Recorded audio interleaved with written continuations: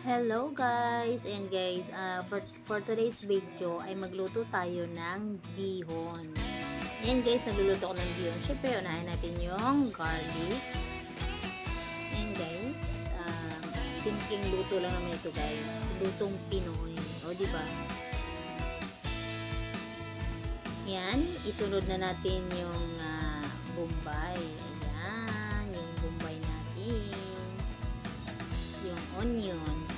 Bombay onion, ganon. Tsaka, ayun guys, nilagay ko na din yung yung leeg ng chicken yan. Leeg, chicken, chicken neck.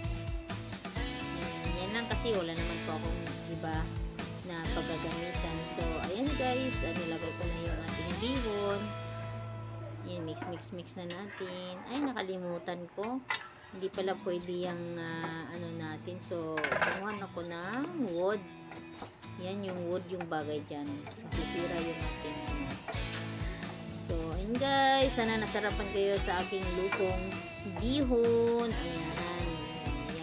Yan talaga dapat may birthday, no? So, ayan. Ganyan talaga pag may birthday. Pangpahaba ng buhay. So, ayun guys. Sana nagustuhan nyo yung aking luto today. So, ayan guys, yung aking bihon. Ayan, ready to eat na guys. Ihanda na yung ating mga plateto dyan. At pwede na rin yung samahan ng limon. O, diba guys? Ayan guys, thank you so much.